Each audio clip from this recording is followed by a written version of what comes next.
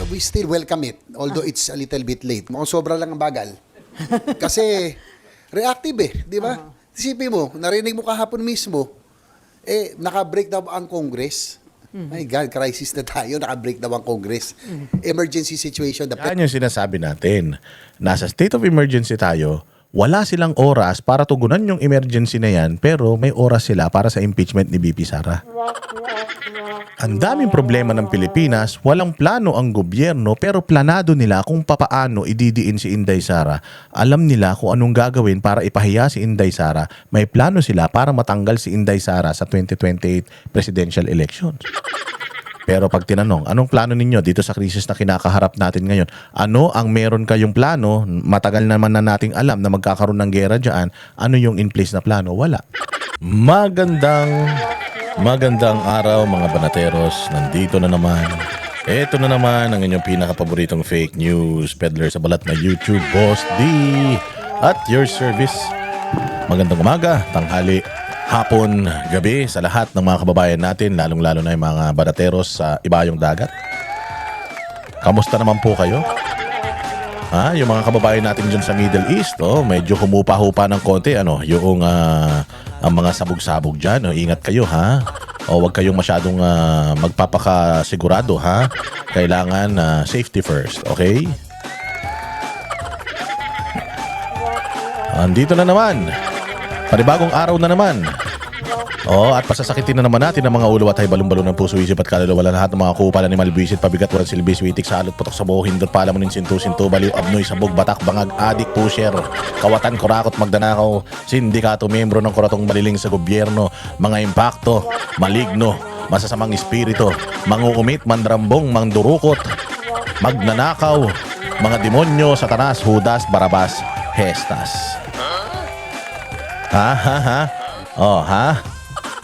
Magandang araw sa inyo. Kamusta naman kayo dyan, Ayan, bago tayo magsimula, syempre mag-follow muna kayo, mag-like, mag-share sa lahat ng mga Facebook account natin, Dalawang Facebook account yan. Yung isa kasi naka-shadow ban, pero huwag kayong aalis doon. Ano pa rin kayo, puntahan nyo pa rin yun, share nyo pa rin yung mga videos, nag-upload pa rin tayo dyan, share pa rin tayo ng mga videos dyan. Nag-testimonial status pa rin tayo dyan, nag-post pa rin tayo ng mga pictures dyan. Pero ang active talaga, ngayon, yung Boss Dada na isa, yung bago natin, doon mag-follow din kayo doon dahil nandoon yung mga malulupit na mga uratang videos natin. Ando doon yan mga bossing. So parehas ano nyo pa din kasi nag-upload tayo sa kabila, nag-upload din tayo sa kabila, iba rin ang upload natin sa kabila para talagang meron tayong tambayan. Kung sakali talagang tuluyan na nilang tsugihin yung isang page natin, meron tayong isang page na tatambayan, di ba? Kailangan lagi tayong handa, hindi tayo pwedeng matakot, hindi tayo pwedeng huminto, hindi tayo pwedeng magpapetiks-petiks. Dahil full-blown, full blast mga bossing yung propaganda ng mainstream media. Syempre, mali-mali ang pera natanggap ng mainstream media. Kaya ngayon, kaliwat kanan din ang mga pagpupropaganda nila para mapagtakpan yung mga totoong issue ng bayan, pagnanakaw sa pera ng flood control. Mga corruption na yan. Syempre, mga amo nila, yan yung mga corrupt. Kaya kailangan i-counter natin yan. I-counter natin lahat ng mga vloggers, ng mga banateros, lahat ng mga vloggers na mga nag-content, nagtatanggol sa mga Duterte. Lahat yan, i-share natin, i-like natin, i-follow natin. Para kapag nakita yan ng mga dilawan tae, mga pulahan, baka sakaling pumutok ang mga ugat nila sa utak, mga wala naman silang utak, hindi ba? Ang saya-saya niya, nabawasan ng mga tanga sa mundo.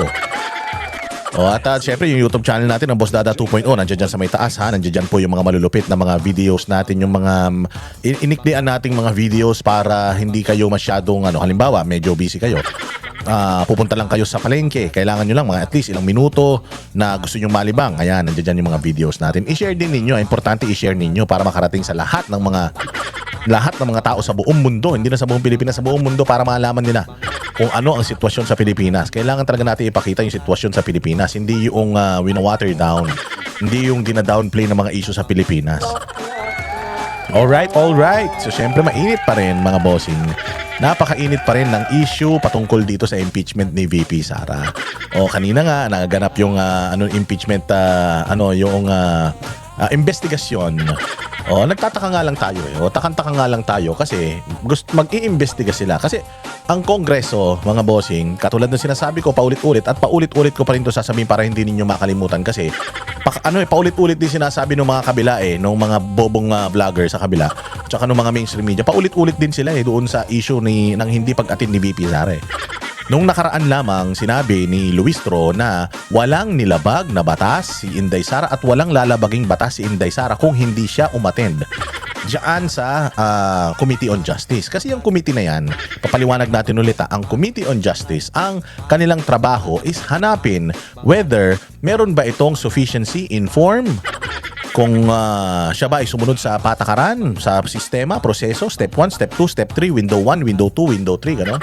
Sumunod ba siya sa tamang proseso? Tapos, bukod doon, aalamin niya kung sufficient ba ito in substance, may laman ba ito. Meron bang grounds for yung impeachment nila? Meron bang grounds? Sufficient in substance? Sufficient in grounds? May grounds ba? Kapag napatunayan nila na sufficient in grounds ito, sufficient in substance ito, nakita nila na yung argumento ng prosekusyon, argumento ng mga nag-aakusa, malakas. Ayun, ang gagawin nila, i-endorse nila ito sa plenaryo. Tapos, pagdating sa plenaryo, mga bossing, pagbobotohan yan. Pagdedebatihan nila yan, dapat bang ma-impeach si VP Sara dyan sa Kongreso o hindi? Meron bang kailangan na paglilitis? Wala. Walang paglilitis na kailangan. Meron bang kailangang investigasyon? Wala. Wala kasi yung investigasyon mangyayari yan doon pa lang sa sa unang yugto pa lang, which is yung sufficiency in substance and sufficiency in grounds. So dapat yung mga nag-aakusa nagpapakita na sila ng ebidensya para mapatunayan na talagang merong impeachable offense si VP Sara. Kapag nakapagpakita sila ng mga ebidensya, ako bilang Committee on Justice, aaralin ko yung mga ebidensya na yon, tapos sasabihin ko, okay, sufficient ito. Tatayo na ito sa korte. Oo, dahil tatayo ito sa korte, ipasa na natin ito sa plenaryo. Tapos, ayan na, pagdating sa plenaryo, pagbobotohan na nila. Tapos, ang paglilitis saan magaganap? Magaganap ang paglilitis sa impeachment court. Ano yung impeachment court? Yung Senado po yan. Okay? Nagigets na natin. Ang trabaho ng Committee on Justice is alamin kung meron bang kung tatayo ba sa korte itong mga akusasyon. Kung yung akusasyon ba ng mga nag-aakusa kay VP Sara is sufficient, sapat yung kanilang mga ebidensya, sapat yung kanilang mga argumento. Pag sapat yung argumento, kukuha sila ng sagot mula sa kabilang parte. Tapos pag nakakuha sila ng sagot sa kabilang parte, titingnan nila ngayon. Ngayon kung hindi sumagot yung kabilang parte, ibig sabihin parang sinasabi na nung kabilang parte na hindi sila magpa-participate. Therefore, kung ano yung dapat nating gawin dito sa kaso na ito, dalhin na natin sa plenaryo, dapat dinala na sa plenaryo. Pero nagtataka tayo kasi bakit nagsusubpina pa sila. Susubpina nila yung ganito, isusubpina nila yung ganyan, isusubpina nila yung ganyan. Bakit pa nila kailangang isubpina? Yung mga subpina na yan, dapat ang gumagawa niyan yung korte. Korte ba ang Kongreso? Hindi po. Sila po ay umaastang parang mga piskalya. Ang piskalya po hindi nanghihingi yan ng ebidensya yan. Ang piskalya nagbabasa yan ng sitwasyon whether itong kaso na ito ay tatayo ba sa korte, meron ba siyang probable cause. Hahanap siya ng probable cause. Ngayon, kung ayon sa mga testimonya ng mga nag-aakusa, ebidensya na meron yung mga nag-aakusa, nakita niya na may probable cause, kailangan litisin ito. Yan na, ibibigay yan sa korte. Again, sino yung korte? Senado. Sila lang po yung dapat nag-i-issue ng mga subpina. Kung halimbawa, kailangan kong iposubpina yung ganito, subpina yung ganyan. Ganun lang. Yun po ang magsusubpina ng mga ebidensya na gagamitin sa hearing. Hindi itong Kongreso. Again, yung Kongreso, pag-aaralan lang nila kung sufficient in form and substance at saka kung may grounds for impeachment at saka kung may probable cause. Pag may probable cause, kailangan pa bang mag-hearing? Hindi na po. Usually sa piskalya, ang ginagawa po dyan, pinaghaharap dyan yung dalawang partido. Yung partido ng inaakusahan at saka yung partido na nag-aakusa. Naghaharap po sila dyan. Tapos magpapaliwanag yung nag-aakusa, ito yung inaakusa ko sa'yo. Tapos yung inaakusahan naman, sasabihin niya na wala po akong Wala po akong kasalanan, hindi po ako makikipag-areglo. Iakyat po natin ito sa korte para doon tayo magtalo-talo. Ako bilang piskalya, ganun ang gagawin ko. Dahil hindi kayo nagkasundo rito, meron naman reklamo ito sa'yo at ikaw naman, hindi mo inaamin yung reklamo niya sa'yo, aakyat na natin yan sa korte. Doon kayo ngayon maglalabasan ng mga testigo ninyo, ng mga ebidensya ninyo para mapatunayan sino yung may kasalanan sa bawat isa. So, ang korte po yan. Again, uulitin ko, ang korte po ang Senado. Hindi po ang Kongreso. So, ang Kongreso hindi na po dapat naglilitis. Wala po dapat mini trial, wala po dapat mga trial na magaganap. Hindi po dapat diyan ini-scrutinize yung akusado, hindi po. Hindi po. Actually, hindi nga dapat yung akusado ang maglabas ng kanilang ebidensya. Ang dapat pong maglabas ng ebidensya ay yung mga nag-aakusa. Ganyan din yung nangyayari ngayon kay Pangulong Duterte diyan sa Dahig, hindi ba? Dahil pinag-uusapan pa lang nila yung kaso kailangan yung prosekusyon sila yung maglabas ng ebidensya. Ika-counter lang yan noong defense. Di ba? Kaya nga defense Yung defense po, nag-aantay lang yan. Kaya nga defense from the root word defense. Nag-aantay lang po yan ng kung ano yung ilalabas mo, didepensahan lang niya yung ilalabas mo. Didepensahan niya yung kliyente niya sa mga ebidensya na ilalabas mo. Patutunayan niya, ako bilang depensa, na yung ebidensya mo hindi totoo. Hindi tama, peke, kalokohan. Ito ang totoong nangyari, ganun. Mangyayari po yan saan? Mangyayari po yan sa korte. Sino ang korte? Senado. Okay, malinaw na po ang lahat. Sana naman po malinaw na ang lahat kasi tinitwist sabi ni Luistro yung daw hindi pag-attend ni Inday Sara dito ay paglabag, culpable violation of the law. Now, i-cite mo kung ano yung law na violate ni Inday Sara kasi kamakailan lang sa mga interview mo sa telebisyon sinabi mo na prerogative or na kay Inday Sara kung pupunta siya o hindi. Pwede siyang pumunta, pwede siyang hindi. Choice niya yan. Hindi kasi kami papayag na abogado lang niya ang magpunta dyan. Dapat siya. Ngayon, kung ayaw niya, wala tayong magagawa. Sa totoo lang, kung ako si Luistro, solved na problema ko. Bakit? Ang dali nang sabihin sa mga tao ngayon. Pinahaharap namin siya dito, ayaw niyang humarap. Gusto namin sana ipagtanggol niya yung sarili niya, ayaw naman niyang gawin. So, nakatali ang mga kamay namin. Hindi namin maidi-dismiss ito dito sa Kongreso kasi nga hindi naman siya humarap. Hindi naman siya nagpaliwanag. So sa ganung paraan, tapusin na natin yung trabaho natin, yung problema natin. Dahil hindi naman siya atin at wala naman siyang balak umattend. Let's wrap this up. Kung ano yung mga ebidensya na meron kayo at mga ebidensya pa na idadagdag ninyo, ayusin nyo na yung kaso ninyo, palakasin ninyo, iakyat na natin to sa plenaryo, tapos pagbobotohan na natin. Ngayon, pag napagbotohan na yan, na-impeach na si Inday Sara dyan sa Congress, pupunta na yan sa Senado. Doon na magkakaroon ng bloodbath. Walang bloodbath na magaganap dyan sa Kongreso. Kasi hindi naman yan ang tamang forum. Hindi naman yan ang tamang lugar para maglabas o sumagot yung inaakusahan. Di ba? Ganun lang yun. Kaya nga the fact na nagsusubpina pa sila ng ganito, the fact na nag-iimbita pa sila ng ganito, the fact na nag-iimbestiga pa sila, hindi naman trabaho ng Committee on Justice ang mag-imbestiga. Hindi trabaho kasi trabaho ng Committee on Justice ang alamin whether itong kaso na ito tatayo ba ito sa impeachment court. Yun lang ang dapat gawin ng Congress. Bakit sila nagpapatawag ng kung sino-sino? Bakit sila nagsusubpina ng mga dokumento? Kasi hindi ka magsusubpina ng mga dokumento kung may matibay ka ng ebidensya na magpapatunay na talagang may nangyaring kabulastugan o meron kang ebidensyang hawak doon sa inaakusahan mo.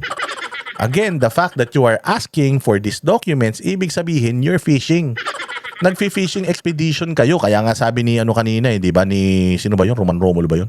Hindi, Roman Romulo sa Pasig yun. Basta yung taga-CDO, yung congressman sa CDO. Ano yun? Yun ang sinasabi niya na, yan ay pinakamalaking fishing expedition. Kasi, ang dami yung sinusubpina. Meron pa silang isang gustong isubpina. Isusubpina nila yung kung saan ba napunta yung confidential funds. Yung listahan ng mga nakatanggap ng confidential funds ni Inday Sara. Gusto daw nila yung totoong mga identity ng tao na yun. Mantakin mo. Protektado ng batas yung na yun, yung confidential funds na yun. At protektado rin ng batas yung privilege nung isang asset na hindi ilabas yung kanyang pagkatao. So nire-request ni Terry Ridon na ilabas o nire-request nila na ilabas yung mga listahan ng mga tao na yung patay. So kung ako, halimbawa, ako asset ako ng gobyerno, nasa loob ako ng organisasyon, lalabas yung pangalan ko sa hearing, anong mangyayari sa akin? Eh di papatayin ako ng mga kasama ko sa organisasyon kasi chuchu ako eh. Yun yung ganun kadelikado yung gusto nilang mangyari. Sabi naman ni Inday Sara, willing akong pangalanan lahat yan. Oo, although protektado ng batas yan, may batas na nagsasabing bawal gawin yan, pero kung gagawin nila yan, o kung talagang magkakagipitan na, wala tayong magagawa. O kasi kailangan nating ilabas para proteksyonan yung interest natin. Yun lang ang problema. Kapag kaganyan ng ganyan, wala nang magiging mga whistleblower. 'Di ba? Kasi yun ang pangako mo sa akin eh. Magtatrabaho ako sa iyo, magbebenta ako sa iyo ng impormasyon, pero kailangan itago mo yung identity ko ha. At saka syempre kailangan medyo bigyan mo rin ako diyan.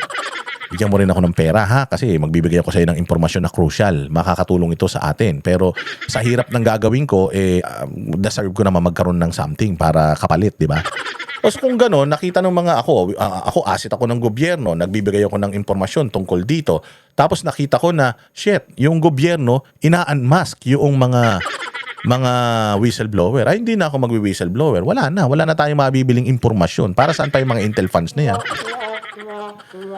Ang daming issue dito. And kapag ginawa nila to, ito lang yan. Kapag ginawa ng Committee on Justice itong magmi-mini trial sila, patay sila diyan, yari sila diyan. Bakit? Hindi na naman yan pagsunod sa proseso. Pwede na naman yan i-questionin sa Supreme Court.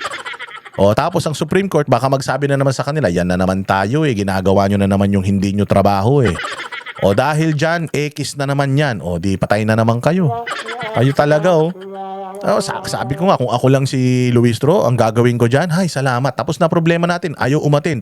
Hindi na tayo siguro sisisihin ng tao. Kung sakaling ma-impeach si VP Sara dito, meron na tayong rason Ano yun? Hindi siya humarap Hindi siya sumagot So ito na yung pagkakataon niya para sumagot. Hindi siya sumagot. Therefore, impeach siya dito sa Congress. Napakadali na sanang i-justify, tama? Pero, bakit dinidelay nila? Bakit ayaw nilang dalhin sa plenaryo agad? Bakit ayaw nilang dalhin sa Senado agad? Yun ang tanong. Sabi ko nga sa inyo, alam ng mga congressman na itong kaso na ito, kabulastugan, itong kaso na ito, pagdating sa Senado, malulusaw ito. Malulusaw ito pagdating sa Senado. Kaya as much as they can, tinatry nilang gatasan ito para siraan si Inday Sara. Kalaunan din naman yan, may impeach si Inday Sara dyan. Yun nga lang, pagdating dun sa Senado, patay kayo. Kasi pagdating doon sa Senado, yari na. Andiyan na yung mga abogado ni Inday Sara, 16 na mga abogado niyang magagaling. Pucha yan, ready na sila for 3 years. Tapos kayo, naghahanap pa rin kayo ebidensya. Mga hayop kayo. Ito, pakinggan natin itong balitang ito, mga bossing. Wait lang. Hoy, si Julius Babaw naman, nagbabalita na kagad, hindi ko pa napapakita eto ha.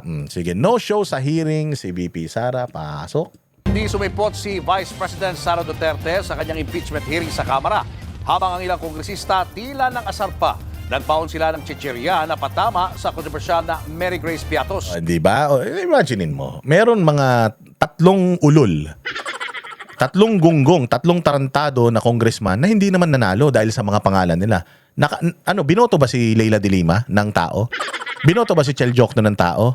Binoto ba yung Sendenya ng tao? Hindi. Binoto yung party list nila.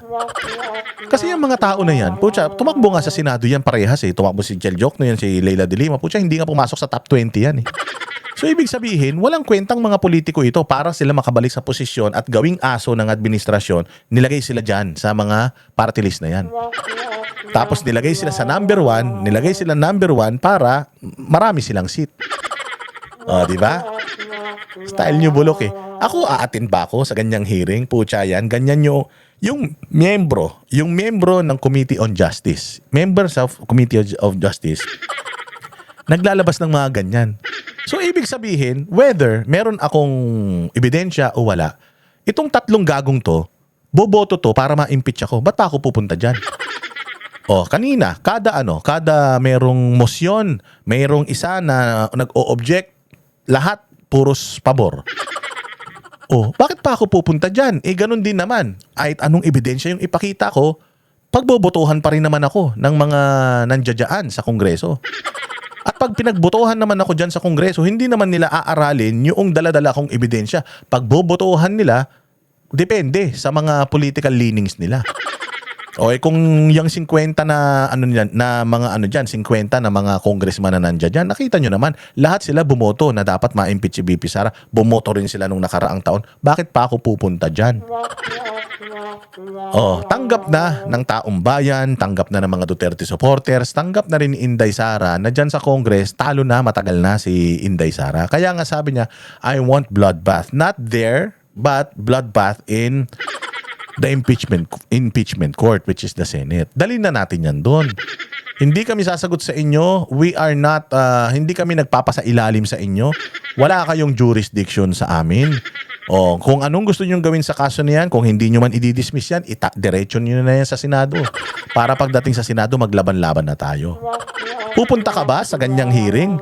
Ha? Itong tatlong ulul na ito, membro ng Committee on Justice, made up na yung kanilang utak. Sila mismo na mga taga-Committee on Justice, sila mismo yung sila mismo yung nag-i-endorso ng mga grounds for impeachment, articles of impeachment laban kay Inday Sara. Dapat mali yun. Dapat bilang miyembro ng Committee on Justice, dapat wala kayong bias. Dapat patas kayo. O, paano kayo naging patas? Lahat kayo na nandiyan dyan, binabanatan nyo ng binabanatan si Inday. O, so pag pumunta si Inday, anong gagawin nyo kay Inday? Di babanatan nyo siya ng babanatan, tapos pag sasagot siya, sabihin nyo, hindi ka pwedeng sumagot. Kailangan kami lang muna. Hindi ka pwedeng sumagot, mga abogado mo, kailangan ikaw mismo. Pwede ba yun? O. So kayo mismo, ayaw nyong paatirin si Inday Sara dyan, tapos gusto nyo pumunta siya. Alam mo, bobo na lang ang pupunta dyan. Kung pupunta si Inday Sara dyan, napakatanga na lang niya. Pero kung ako kay Inday Sara, hindi naman siya tanga, pumunta siya dyan, asarin lang niya yung mga yan. Asarin lang niya. Pumunta siya dyan. Tapos, Inday Sara, ito yung mga grounds for impeachment sa'yo. Itong salin mo, ano masasabi mo rito? Sasagutin ko na yan sa Senado.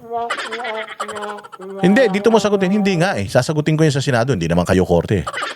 Hindi nga nag-iimbestiga kami. Ba't kayo nag-iimbestiga? Akala ko ba meron kayong probable cause? Ba't nag-iimbestiga pa kayo? Kung may probable cause kayo, dapat hindi na kayo nag-iimbestiga. Dapat dinadala nyo na yan sa korte. Sa korte na tayo mag-usap-usap. Di ba? Ito, ano masasabi mo rito? Wala. Nasagot ko na yan noong nakaraan. Sasagutin ko ulit yan sa proper forum, Senate. Doon ko lang yan sasagutin. Kung ako, ganun ang gagawin ko, mga asar ako dyan. Di naman ako pwedeng ipakulong dyan. Bakit? Mo kayo ipapakulong. Di ba? Hinahamon ko nga kayo na dalhin nyo na yan sa impeachment court para doon na tayo magkita-kita di ba? Kayo talaga Nasa frontline ng balitang yan, si Marian Enriquez. May pwesto, may nameplate at upuan ang House Justice Committee para kay Vice President Sara Duterte, pero no show ang bise sa kanyang impeachment hearing. Nagpadala lang ng sulat ang legal counsel ni VP Sara na Fortune Narvasa and Salazar Law. Dito pinuna ng kampo ng bise ang sinabi ng chairperson ng komite na si Congresswoman Jervy Luistro na may tuturing daw na mini trial ang pagdinig ng Kamara. Unconstitutional o labag daw sa saligang batas yan.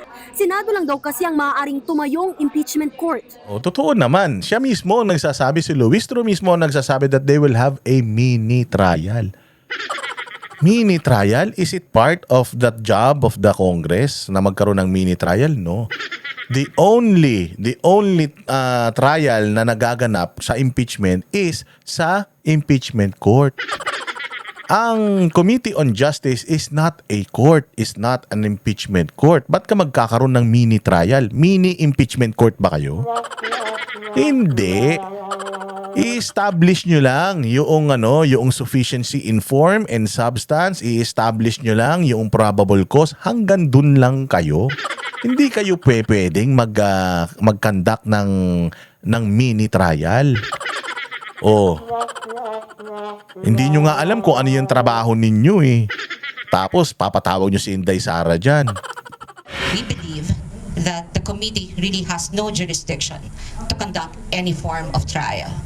There was no disrespect intended because in fact we had responded to the invitation.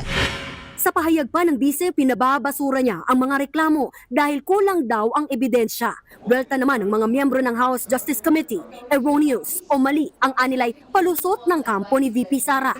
Malinaw sa saligang batas at sa House Rules on Impeachment na may mandato ang komite na magsagawa ng pagdinig. Sa Article 11, Section 3.2 ng Konstitusyon, nakasaad na matapos ang hearing ng komite at ang botohan ng mayorya ng mga miyembro nito, kailangan isumite ang committee report sa loob ng 60 session days. Pwede kayo mag-committee report in aid of legislation. Ano ba kayo?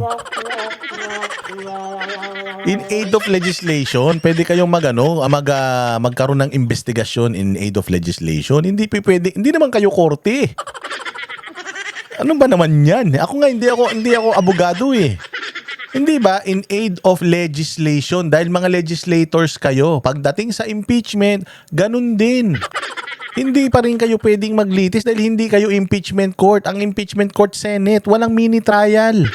Trial na kaagad. Ang trabaho ng Congress, hanapin kung may probable cause. Pag may probable cause, iaakyat sa plenaryo, pagbobotohan sa plenaryo, pag nakuha yung 2/3 ng vote or kung ilang thirds pa yan ng vote, pupunta na yan doon sa Senate. Tapos yung Senate, magdadamit sila ng kulay violet. Kulay maroon ba yun para silang mga Nazareno? O tapos, doon sila yung magsisilbing mga huwes. Mini trial by some members of the Justice Committee is intended only to make a distinction between the proceeding before the Justice Committee and the trial which will happen in the Senate. Oh, yun, sa Senate, hindi sa inyo. We are not holding trial. This is just a clarificatory hearing for the purpose of determining probable cause which will allow So, determining probable cause. Hindi mo ba kayang i-determine yung probable cause ayon sa mga ebidensya na meron yung mga members mo? Hindi mo ba kayang i-determine yung probable cause ayon doon sa mga ebidensya na ipinipresenta sa'yo noong mga nag-aakusa kay VP Sara? Hindi mo na actually kailangan pang tingnan whether si VP Sara ba ay kaya niyang ipagtanggol yung sarili niya o ipagtatanggol ba niya yung sarili niya.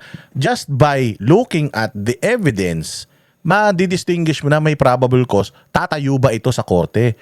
The fact na hindi nyo pa ito ipinapasa sa plenaryo, hindi nyo pa isinasara ito dyan, nahanap nyo na yung sufficiency in form and substance Hanggat hindi nyo pa ipinapadala yan doon, ibig sabihin mahina yung kaso nyo.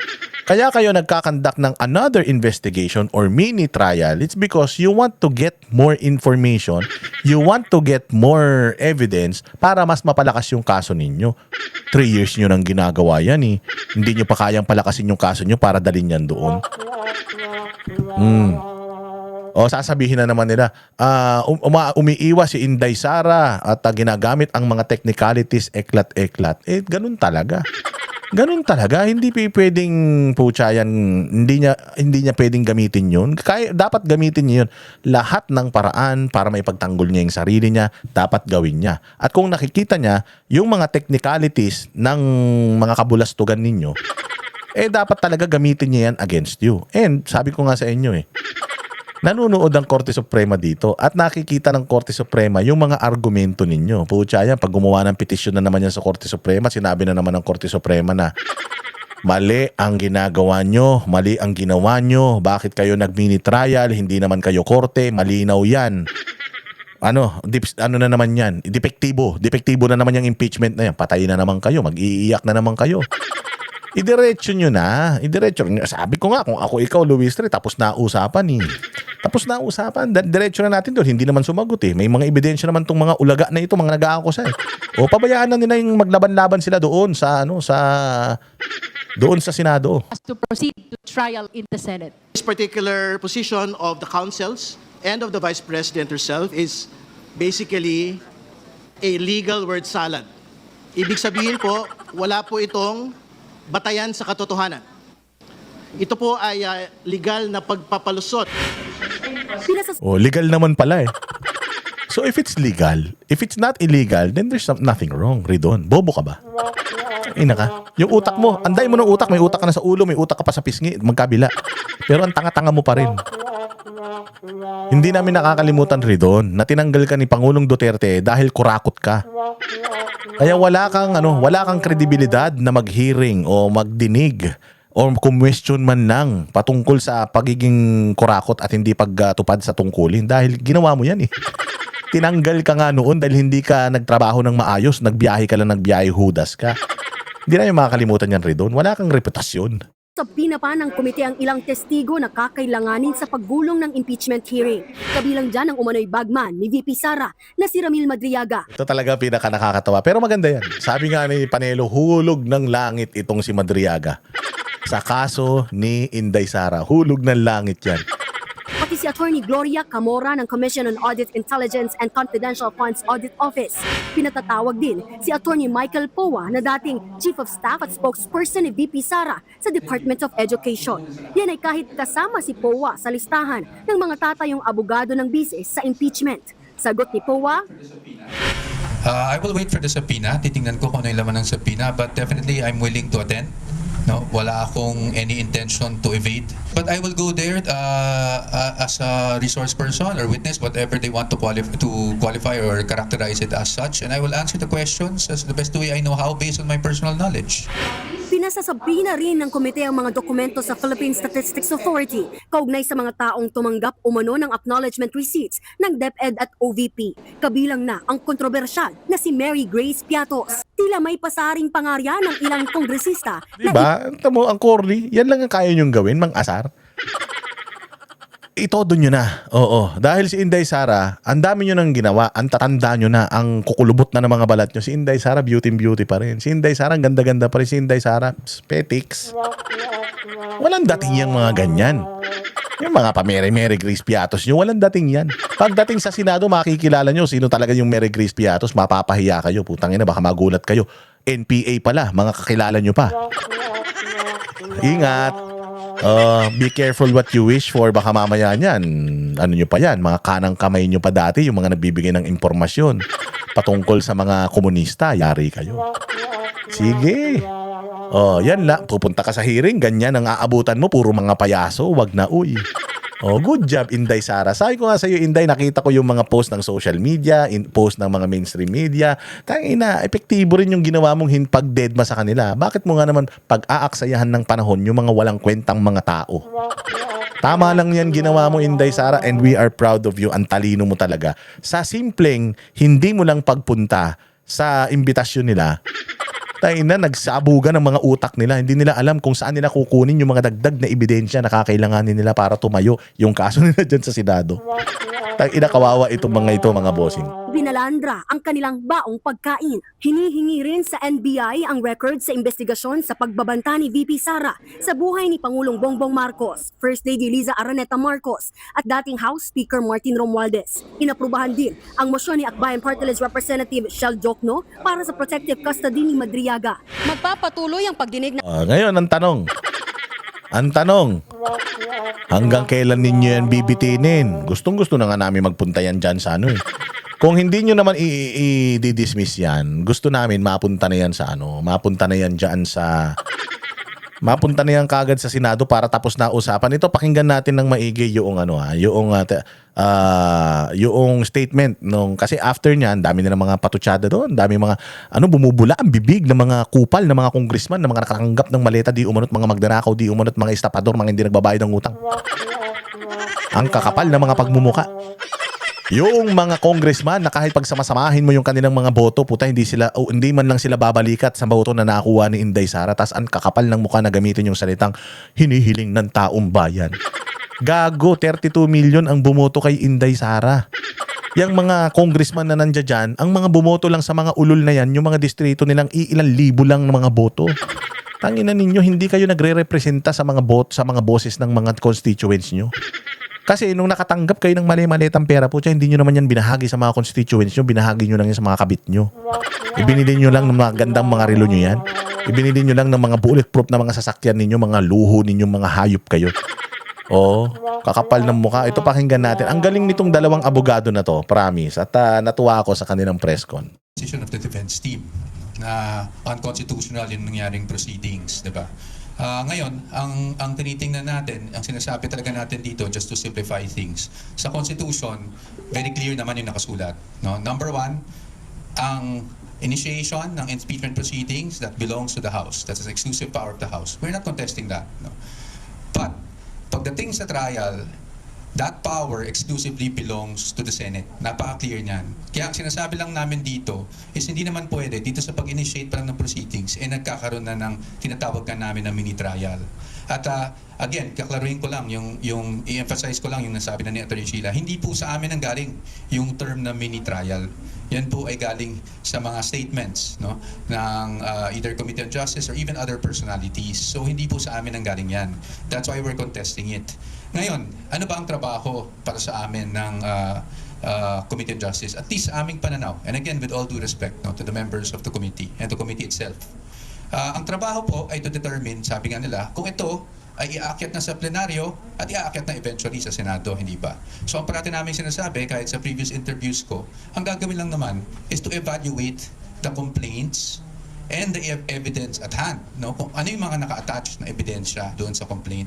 So yung pagpapatawag ng mga witnesses and all those things. And, Diba? Ang linaw-linaw. Evaluate yung reklamo, evaluate yung mga ebidensya, at kapag sufficient na ito, may probable cause, inaakyat na sa plenaryo para pagbotohan. Tapos kapag napagbotohan na ron kung ano yung mangyayari, pag na-impeach sa Congress si VP Sara, diretso na yan sa Senado. Ganun lang yun kadali. Kanina, si Terry Ridon tinanong nung ni Rufus Rodriguez ba yun? Basta yun, yung congressman sa CDO. Doon ba sa sa nire-request mo, may mga naka-attach bang annexes? Wala. Eh yung sa ganito, meron bang naka-attach na mga annexes? Wala. So ibig sabihin, wala kang ebidensya. Nang hihingi, sinusubpina mo ito para magkaroon ka ng ebidensya. Fishing expedition yan. Diba? Ilang beses siyang sinita doon. Fishing expedition yung ginagawa ninyo. Nung una pa lang naman, nung una nagpunta si Inday Sara sa Committee on Good Government ni Chua, sinabi niya na this is a fishing expedition. They are preparing for an impeachment. Oo, they don't have an evidence and they're gonna conduct investigations for them to gather evidence para gamitin for my impeachment.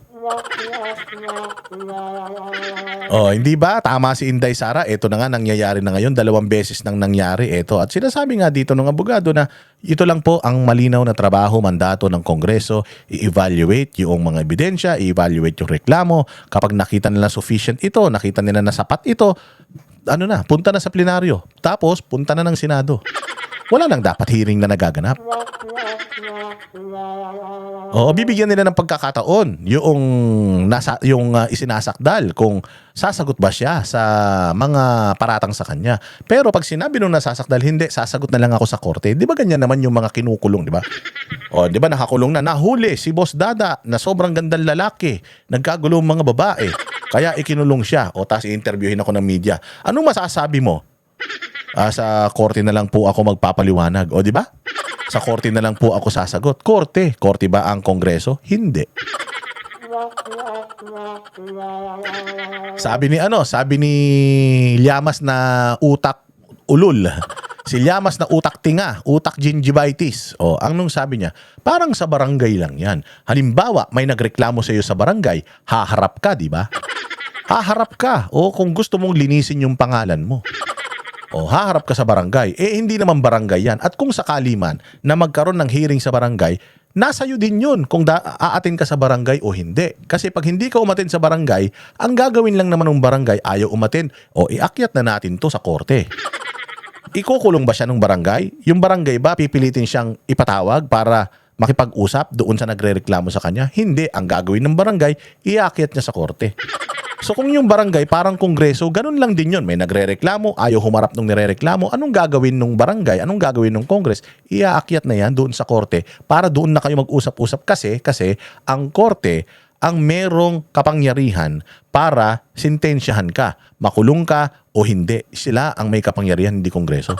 So bobo yung analogy ni Llamas. Oo, ganun talaga sa barangay. Pero marami ding mga nagrereklamuhan sa barangay na hindi naghaharap doon. Hindi naghaharap doon. Pag hindi nagharap doon, automatic, diretso na sa diretso na sa piskalya yan. Oo, pagdating sa piskalya at hindi pa rin nagkasunto, diretso na yan sa korte, tanga. Obo. Magbibigay ka lang ng analogy pang abnormal pa. Walang hiya talaga tong mga to, Llamas. Ano ka na, hindi ka na makalakad, magpahinga ka na. Oo, puro ka paninirang puri, putangin na ka. Wala ka naman silbi sa mundo. Asking for documents that goes well and beyond, 'di ba? Yung evaluation lang kung ito ay dapat mapunta na sa plenaryo at ang sa ganun ay maiakat na sa Senado. So sa ngayon, are we going to question this? Kasi I think that was your question talaga. Of course, that possibility is always there, hindi ba? But hindi po na kami magsasabi ng anything categorical. Ito ay dapat pag-usapan hindi lang namin pero pati na ng aming kliyente. At titingnan natin kung anong mangyari. That's why we have been monitoring these proceedings from day one. And then we'll let you know kung meron na kaming desisyon ukol doon. Doon po sa process na yun, we're not attending doon sa mga invitations ng House of Representatives. And follow-up is, are we surely attending the Senate hearing once it prospers, the case prospers?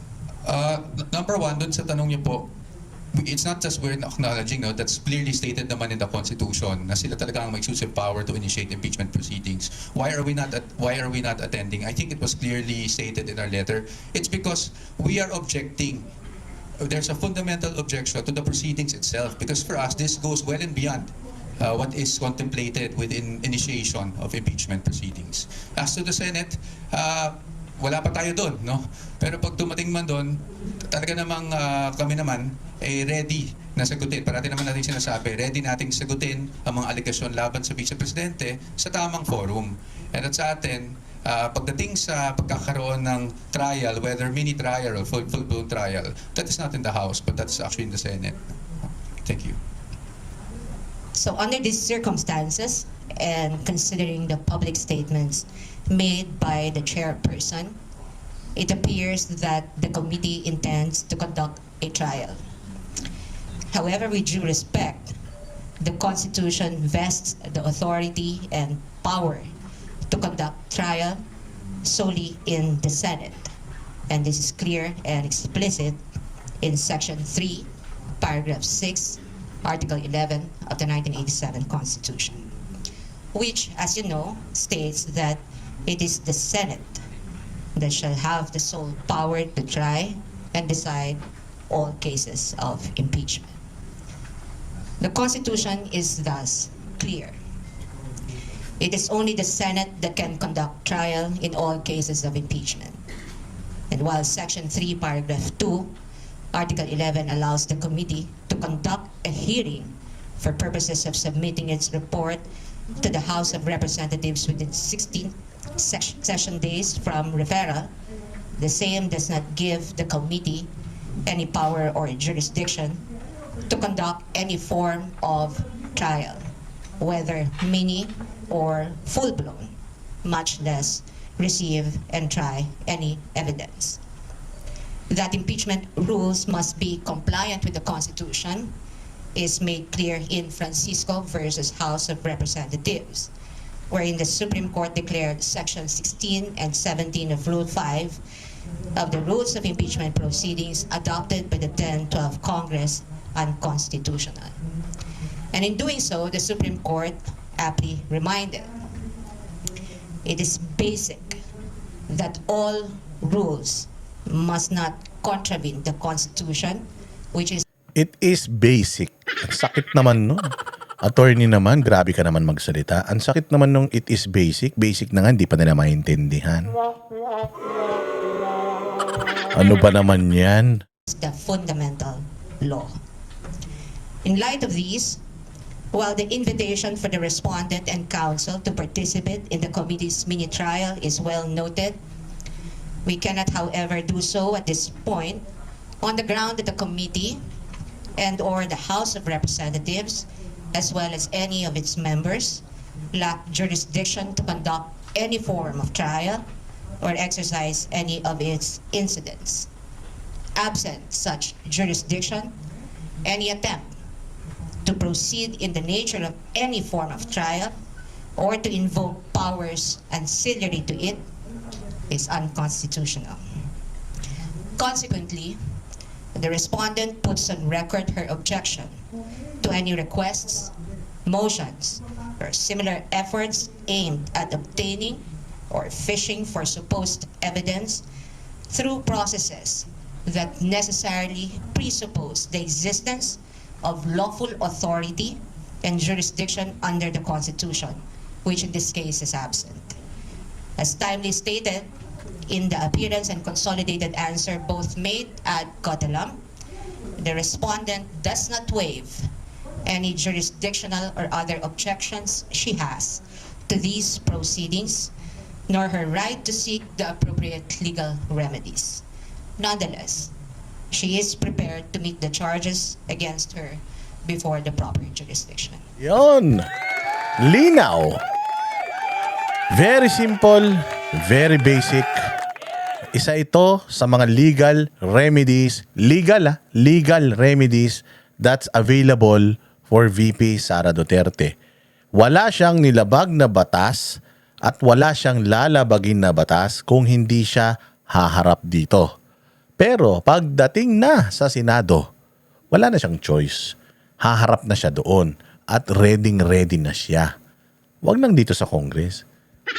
Bulahan yan mantakin mo. Magnanakaw yung mga yan daw, di ko sinabi Sabi nung mga kasamahan din nila sa Congress, mga magnanakaw daw yan.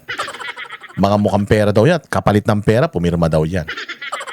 Sabi nung mga Marines, nag-deliver daw sila ng mga pera diyan. Itong panahon daw ng mga Quadcom, Tricom, at lahat ng mga Com, nagkakabigayan daw diyan ng mga envelope. Hindi ba? So bakit ako aatin dyan? Bakit ako isasubmit ko yung sarili ko sa lugar kung saan puros magnanakaw yung nandoon? Isasubmit ko yung sarili ko sa lugar kung saan takot na takot itong mga nandirito sa lugar na ito kasi pag naging presidente ko, hahabulin ko silang lahat. Yan ang magandang ginawa ni Inday Sara. Kaya nga sabi ko sa inyo, pumuputok na ang mga ugat nila sa ulo. Wala naman silang mga utak kasi kaya sa ulo na lang. Oo, pumuputok na ang mga ugat nila sa ulo dahil dito sa ginawa ni Inday Sara. At nako, wala na. Wala nang kapag-apag-asa itong impeachment na to dyan. Panalo na yan, sa inyo na yan. Sige na, okay na yan. Ready na si Inday Sara para sa Senado. Tapos na usapan. Pero the fact na pinatatagal nyo, the fact na pinahahaba nyo, dinidribble-dribble nyo pa yan dyan, utang ina nyo huling-huli kayo sa akto pucha, wala kayong ebidensya Alam nyo na pagpunta nyan sa Senate, puta ina, mapapahiya kayo lahat kasi katulad niyan si Leila de Lima. Di ba pagdating sa Senate, anong tanong ni Jinggoy Estrada sa kanya? Madam Leila, di ba Commission on Human Rights ka? Ilan taon? Tapos pagkatapos nun, naging DOJ Secretary ka, di ba? Ilan taon? Tapos pagkatapos nun, naging senador ka pa, di ba? Ilan taon? So nung DOJ Secretary ka, di ba? Nasa iyo ang DILG, nasa iyo ang NBI, nasa iyo PNP, nasa iyo lahat.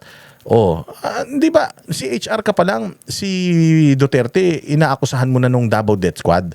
So, nung nag-iimbestiga ka, nung CHR ka pa lang, hanggang sa naging DOJ ka, anong nangyari? Ba't hindi mo siya nakasuhan? O kinasuhan mo ba siya kahit isang beses man lang? Anong sabi ni Leila de Lima? Wala, hindi ko siya nakasuhan. Imposible naman. CHR, DOJ. CHR ka ng 3 taon. DOJ ka ng 6 na taon. Naging senador ka pa. O nag-imbestiga pa dito sa Senado. Tapos wala kang naisampa kahit na isang demanda, kahit na isang kaso against Pangulong Duterte dahil sa Davao Death Squad. Anong sabi niya? Kasi walang tao sa Davao na gustong makipag-cooperate di ba? Mabibisto sila dyan. Mabibisto sila na pagdating doon, wala talaga silang ebidensya. Katulad si Leila de Lima na sa haba ng panahon, hindi siya nakakita ng kahit isang ebidensya na makapagpapatunay na mayroong Davao Death Squad at hindi siya nakapagsampa ng kahit na isang kaso man lang. Na yun lang ang trabaho niya, binuhos niya, ginugol niya ang buhay niya para magalit ng kay Duterte, pero hindi siya nakahanap at nakagawa ng kahit isang paraan man lang. Ganyan din pagdating nila doon, lahat ng mga yaw-yaw nila dyan, pagdating doon, kailangan mo na magpakita. Sabi nga nila, in the court, it's not what you can say, it's what you can prove. Kaya lang, if they don't have anything, what can they prove? Nga. Walang hiya. Sige na nga, dito na nga tayo. Pakinggan nga natin tong speech ni, for the first time, tagal-tagal, hindi nagsalita ni Bongbong Marcos sa publiko nung nakaraang nakita natin siya nagsalita. Yung mga teacher naging tagaluto ng tunay-tuniladang pansit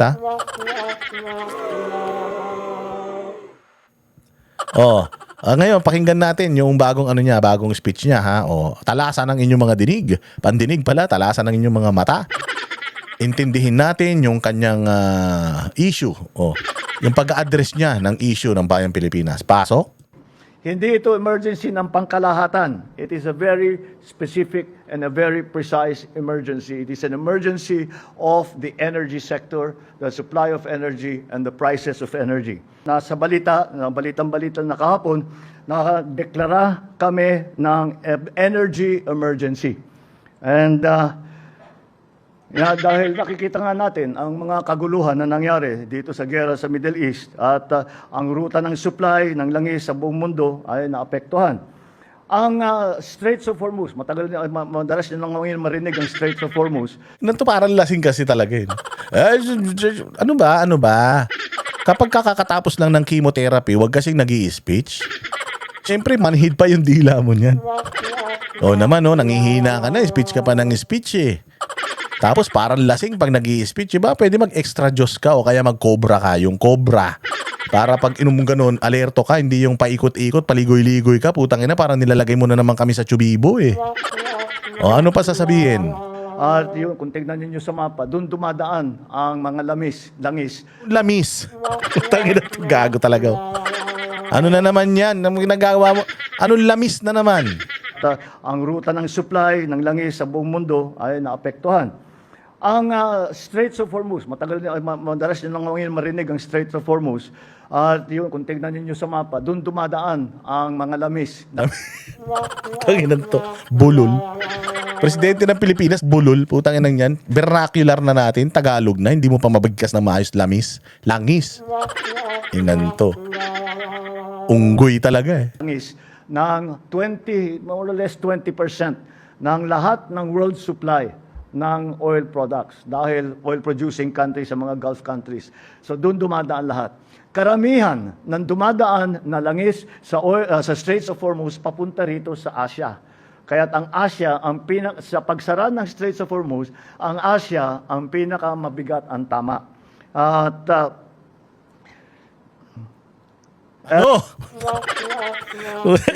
Huwag nyo kasi lituhin. Pucha, alam nyo na nga wala ng utak yan eh. Tunaw na yung utak niyan, kakainom ng gamot. Kayo talaga oh.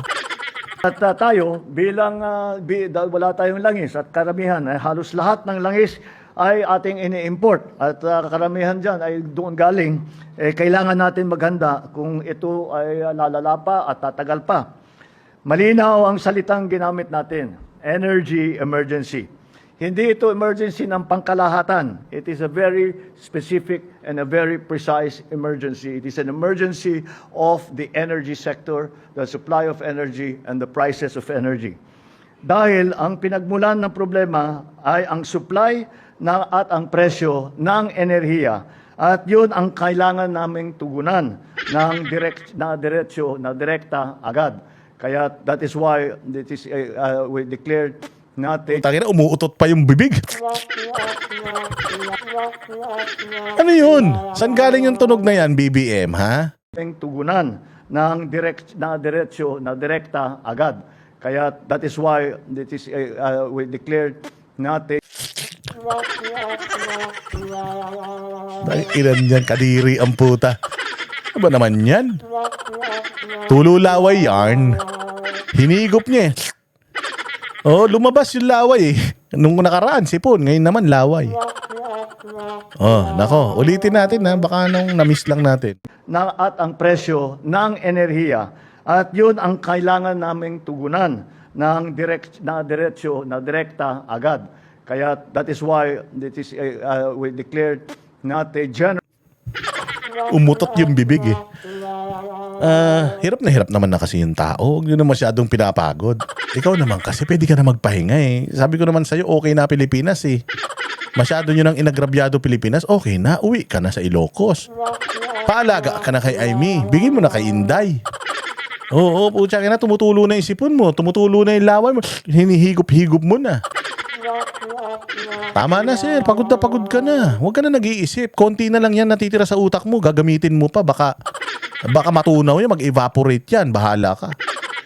state of emergency, but a state of energy emergency. I'd like to stress that point, that it is the energy sector that we need to declare as an emergency sector because of the war in the Middle East. Napaikot-ikot, no? Doon puta. Akala mo grade 2 yung nagsasalita.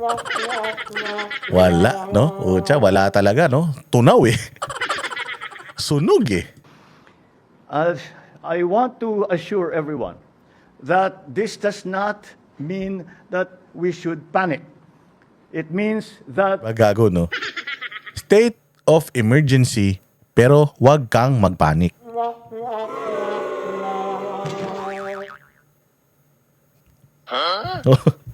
Late na masyado yung hamo. State of emergency. Tapos, wag tayong magpanik. O, nung nakaraan naman, war on drugs, pero walang namamatay. Ha? War nga eh. Paano walang mamamatay? May war ba na walang namamatay? Diyan ba sa war ng Iran at Israel, walang namatay? Marami. War nga eh. So dito naman, there is no oil crisis, there is no crisis, but we are creating a crisis management team. But there's no crisis. Ngayon naman, state of energy emergency, pero wag kayong matakot. Emergency lang ito. Hindi ito dapat katakutan. Inang yan, emergency na nga eh. we are doing everything that we can to assess and to alleviate the situation. We are doing everything that we can. Wala ka pa nagagawa eh, kahit isa eh. Wala ka pa nagawa sa lahat ng mga ipinangako mo sa bayang Pilipinas. Wala ka pa nagawa. Nagsasasabi mong gumagawa ka ng paraan. Walang paraan. Ang paraan na lang, lumayas ka na dyan. Pag wala ka na dyan, ayan, baka umalwan na buhay ng Pilipino. Pero sa tuwing ikaw yung nandiyan dyan, kinakabahan talaga kami. Baka saan mo na naman dalin tong manibela ng Pilipinas eh. Hindi na namin alam kung ano direksyon mo talaga. It is a precautionary tool so that we are ready for whatever comes next. Because lahat ng kaya nating, all the options that have been available to us, we are now exercising. In terms of the subsidies, fuel subsidies. Yan, puro subsidy. Doon ka lang magaling, subsidy. O, sabi ko nga sa inyo, hindi ba? Ang pera ng taong bayan, ang buwis ng taong bayan, ibinibigay yan, kinukuha ng gobyerno yan para sa serbisyo, sa infrastruktura, para mapalakas ang sektor ng agrikultura, mapalakas ang sektor ng edukasyon, mapalakas ang sektor ng peace and order. Doon ginagamit yung pera. Pero ang problema nga nito, kinukuha niyo yung pera, magbabalato kayo sa mga piling-piling mga tao, tapos yung pera, itatago nyo na. Pag nagtanong yung tao, saan napunta yung pera? Hindi ba inayuda namin sa inyo? Kung hindi sana namin inayuda sa inyo, hindi sana naging tulay na kawayan yan. O hindi ba? Dito lang nangyayari yan sa Pilipinas ha? Dito lang nangyayari sa Pilipinas na yung perang kinukuha sa taong bayan, imbis na ibalik sa taong bayan bilang serbisyo, bilang tulay, kalsada, infrastruktura, eskwelahan, simbahan, wag pala simbahan, ospital. O imbis na doon, mabilis na internet, magandang transportasyon. Imbis na doon mapunta, hindi, napupunta sa ayuda. O pagbigay nila ng ayuda, halimbawa, anong may problema tayo? Transport sector, bigyan ng ayuda yung transport sector. Sir, papagawa pa ba natin yung EDSA para hindi na matraffic? Di na, nagbigay na tayo. Yun na yun. May problema tayo sa agrikultura. Naku po, mahina ang produksyon natin ng bigas. Anong gagawin natin? Bigyan ng ayuda yan. Magbibigay pa ba tayo, sir, ng mga makinarya para mapalago nila yung kanilang mga ani? Wag na, nagbigay na tayong pera. Okay na yun. Ganyan ang style ng administrasyon ni Bongbong. So yun yung pinagmamalaki niya. Subsidy, ulul.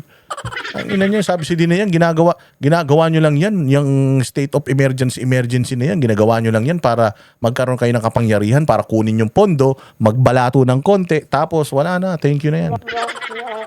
Cuts in fees in our ports, cuts in charges, and again the continued workings of our government to talk to other governments and to talk to even the private sector. The private sector partners have a lot to play, have a big role to play in all of this. We have done all of those things that have all those options that have been available to us. The reason that I declared an energy emergency is to provide government with more options should the need arise. Binibigyan nito ang ating pamahalaan ang mga kapangyarihan kumilos ng mas mabilis, bumili ng langis ng hindi na kailangan na dumaan pa sa matagal na proseso at pagsamahin ang lahat ng ahensya sa isang direksyon. Those are the authorities and the powers that we might need in the future and we would like to have available to us. Nakikipag-ugnayan din tayo sa Kongreso. I'm sorry, I'm looking at the wrong page. Tangin na patay. Nakikipag-ugnayan sa Kongreso, sabay hindi pala, mali pala yung binabasa ko. Ay, nako. Alam nyo, it is painful to watch, mga bossing, na we have a president like this. You know, this update, 38 minutes to. And when I watched it, it was the longest 38 minutes of my life. The longest at pinakawalang kwentang 38 minutes na sinayang ko sa buong buhay ko. Yung pinanood ko yung speech nito kanina, paikot-ikot, paligoy-ligoy. Nagkukwento siya na wala namang interesado. Ikukwento niya yung tungkol sa Strait of Hormuz. Alam naman na ng tao yun eh. Alam naman na ng tao yun, pero ikukwento niya pa yun. Hindi na lang siya dumiretso dun sa punto ng bakit siya? Ang dami niya pang sinasabi. Sasabihin lang naman niya ano yung state of energy emergency. Ayun na, kung ano-ano pa, humigup-higup pa. Oo, pati lamis na damay. Buti wala nagluto ng pansit dyan ngayon. Pero ipapakita ko lang tong na to, mga boss. Papakita ko lang to. Ito ang nangyari sa Bayang Pilipinas. Tingnan ninyo, Asian Diesel Price Tracker. March 2026 update. Comparing the prices from Philippine Peso, January 2026 versus today. Tingnan ninyo. Philippines, Laos, Thailand, Vietnam, Singapore, Malaysia, Indonesia, India, Japan, and South Korea. Tingnan nyo yung sa Pilipinas. From 54 pesos, napunta sa 129. 97% ang itinaas. Niloloko tayo ng gobyerno. Bakit? Parehas lang naman ang krisis na nararanasan ng mga Southeast Asian countries. Pero bakit ang Laos na 52 pesos yung kanilang langis, tumaas lang ng 33% at 69 pesos? Bakit ang Thailand, 48 sa kanila, tumaas lang ng 30 pesos o 20 plus pesos, 46%? Sa Vietnam, tumaas lang ng 35%. From 42, 57. Si Cambodia, from 85. Mahal kay Cambodia. From 85, naging 98 lang. Kay Singapore, mahal talaga ang Singapore kasi ang taas ng tax dyan eh. Oo, kaya ang presyo ng gasolina sa kanila 110, naging 142, pero 29% lang ang tinaas. Malaysia, grabe, 28. May sarili naman sila sigurong masarili silang kuhanan ng langis. Pero ang tinaas lang nila 45%. Indonesia, ang itinaas 5 piso lang. Ang India, ang itinaas naman 20 pesos lang. Si Japan, ang tinaas 20 pesos lang din, 20 plus pesos, 38%. Si South Korea, ang itinaas 30 pesos lang at 34%. Magtataka ka, bakit ang Pilipinas nagtaas ng 97%? Ibig sabihin, ginagago tayo. Ibig sabihin, tinatarantado tayo. Hindi naman talaga dapat magtaas, pero bakit sinobra nila yung taas? Kaya nila sinobrahan yung taas para magkaroon ng krisis, para magkagulo sa Pilipinas, magkaroon sila ng paraan para i-activate yung special powers, tapos, boom, ayuda. Kunin yung pera, ayuda. Hanapan natin sila ngayon ng serbisyo, hanapan natin sila ngayon ng proyekto. Asan na yung proyekto? Wala, naibigay natin sa ayuda. Sila ang nag-create nito. Yan yung kine-question ni Marcoleta. Papaanong wala tayong krisis pero tumaas? Papaanong meron tayong buffer ng 45 days pero tumaas ng 97% yung yung gasolina natin dito? Bakit sa ibang bansa hindi naman ganyan? Ayan patunay dito lang sa atin 54 pesos naging 129 pesos, 97% yung itinaas. March 22, 2026 yan Ano na ngayon? March 26 na. March 25 na. So ganito tayo tinatarantado ng mga nasa gobyerno. Yan yung nahuli ni Marcoleta na, oh, shit. Bakit tumaas tayo ng ganito? Mayroon pa tayong stock Nabili pa natin yung stock na ginagamit natin ngayon. Nabili pa natin yan ng mura. Bakit itinaas nyo? Pucha, oportunidad yun sa kanila. Kumita na sila. Nakapag pa sila, state of emergency pa sila. Meron pa silang special powers. Pucha, yan. Sabi ko sa inyo, kumikitang kabuhayan. Palakpakan. Tayo lang ang tumaas. Naiintindihan natin na sa gera dyan, tumaas. Pero tayo lang ang tumaas ng halos 100%. Actually ngayon, more than 100% na yung itinaas natin. Kumpara sa mga kapitbahay natin, Laos, mas mayaman tayo. Laos na nga yan Pati ba naman Cambodia? Di ba? Mas mababa pa yung itinaas ng Cambodia at 15%. Tayo 97%. Di kayo nagugulat niyan? Itong krisis na nararanasan natin ngayon dito sa Pilipinas, kung dito ka magbabase, gawa-gawa lang nila yan. Yes, ginamit nila yung krisis doon sa ibayong dagat para palabasin na delikado tayo. O tinaas nila yung presyo dito para magkagulo yung tao. Tapos, ayan na nga. Ayuda. Special powers. Tinanong sila kailan nyo gagamitin special powers? Di namin alam. Kung talagang may state of emergency, dapat may plano ka na kung saan mo gagamitin yung special powers na yun. Bakit hindi mo pa alam? At saka tingnan mo naglagay lang sila ng state of energy emergency sa energy lang. Sa energy lang. Kasi yun yung tinatrabaho nila ngayon. Tingnan mo yan. Di ba sabi ni Marcoleta, hindi naman tayo kumukuha doon sa Strait of Hormuz. Merong dyan sa Singapore na nakadaong lang dyan na mga tanker na pwede tayong bumili at kumuha ng mas mura. Bakit hindi tayo kumukuha? Nalaman ni Marcoleta na hindi po kumukuha din tayo doon. Kumukuha tayo doon. Ba't ganito kataas? Ba't naging ganito kataas yung natin? Yung 100% yung itinaas ng gasolina? Ba't ganun? Doon sila nahuli kahapon.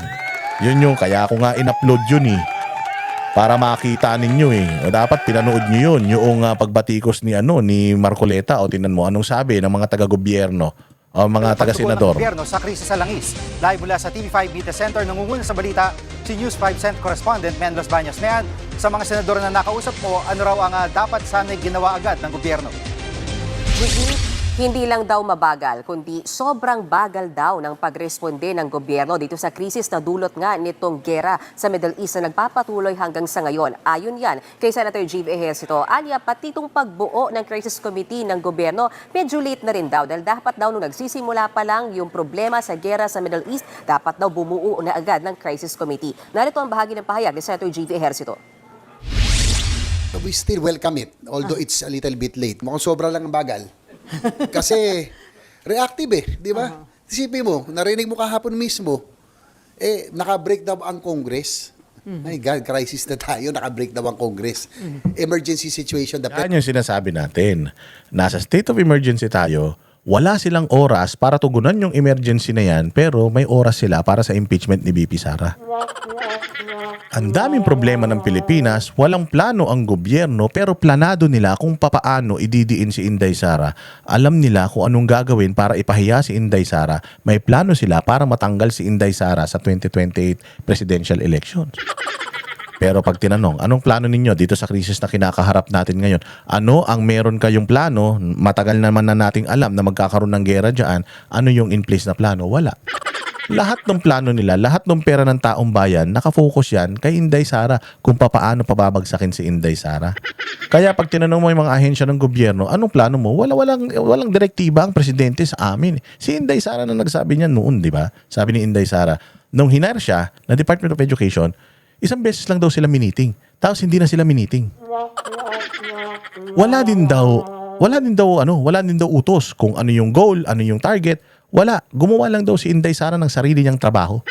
Kung ano yung iniisip ni Inday Sara na makakatulong sa ahensya na pinagtatrabaho niya yung DepEd, yun na lang yung ginawa niya on her own. Walang guidance ng presidente. Kaya nga tatanungin mo yung Department of Energy, DTI, tanungin mo sila kung anong plano. Wala silang plano. Why? Hindi sila mini-meeting ni BBM.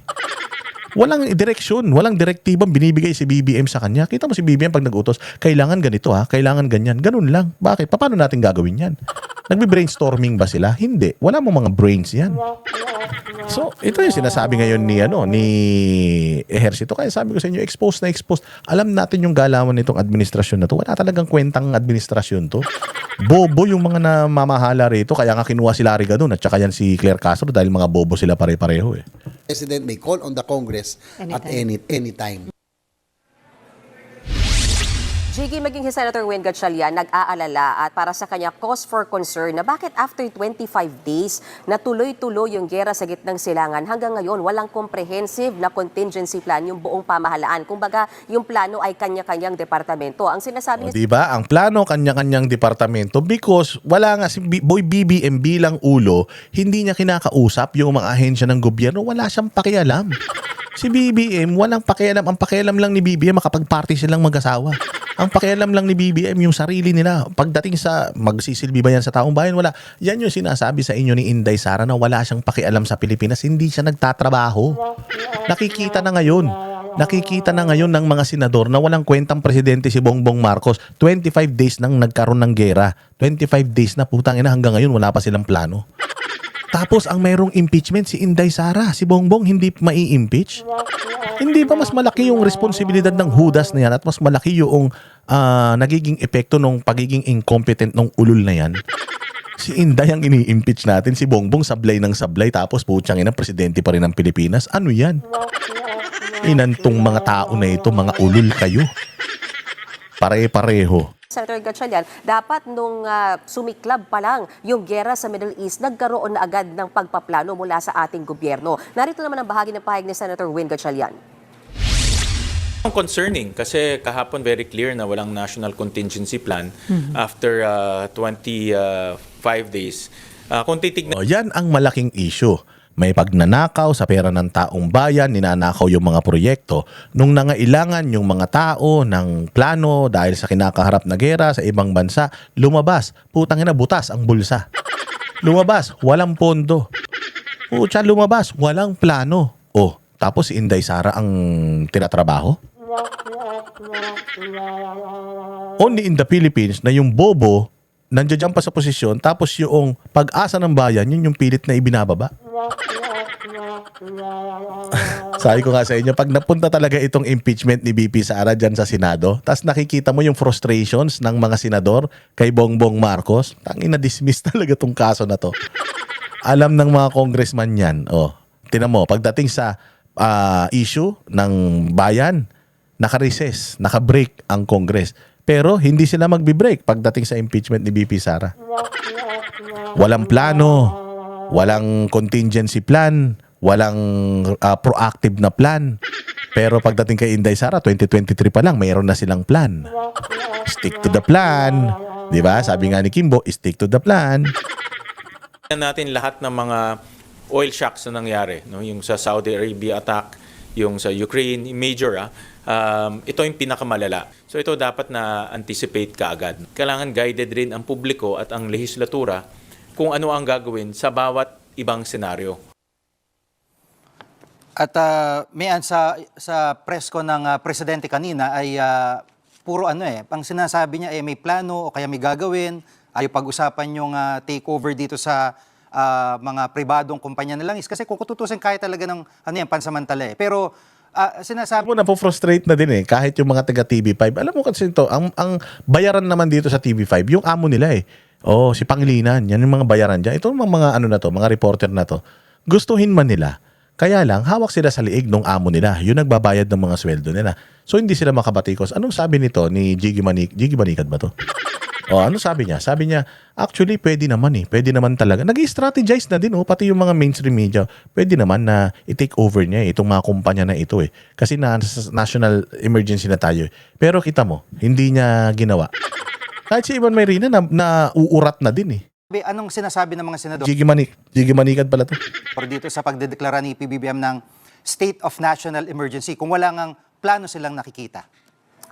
Alam mo, Jiggy, nagkakaisa yung mga senador sa pagsabi na, sa wakas, inamin din ng gobyerno na nasa krisis na tayo. Gaya na lang lamang ni Senator Risa Ontiveros, sinasabi niya na yung pagdeklara nga ng State of National Energy Emergency ay pag-amin lamang ng gobyerno na hindi na tayo business as usual. Gayunpaman, wala daw maitutulong yung executive order na yan o yung deklarasyon na yan kung wala rin namang agarang tulong o ayuda na mararamdaman ng mamamayan. Kaya ang ipinupush ngayon ni Senator Risa Ontiveros ay pakinggan daw sana ng Malacanang yung kanyang suhestyon na magpasa ng supplemental budget na nagkakahalaga ng 50 Tayo dyan, po siya, pera na naman yan, Yung Risa, ikaw gagawa ka ng pera.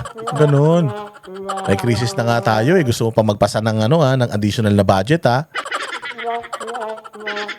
Nasa gobyerno na yan, wala na yan sa'yo. Hindi mo naman trabaho yan, Hindi mo trabaho yan. Dapat yung DBM ang maglabas ng pera para sa sa mga programa. Anong kinalaman mo dyan? Baka mamaya, sa muna naman din, baka pambili mo makeup yan, 2 billion pesos. Para sa yan, Jiggy, yan ay para pa rin sa pag-ayuda, selective ayuda para sa mga Tangina, ayuda din. Nakpantoko ka, Risa Ontiveros. Akala ko naman meron kang bright idea. Yung pala sa ayuda mo rin dadalhin. Puta, nag-aayuda na yung gobyerno. Gusto mo rin mag-ayuda? Sana nag-DSWD ka. Gusto mo pala mag-ayudang visit ka. Walang hiya ka talaga, Risa, pinaka-vulnerable sectors, pinaka-tinamaan nitong krisis na kinakaharap natin ngayon, Jiggy.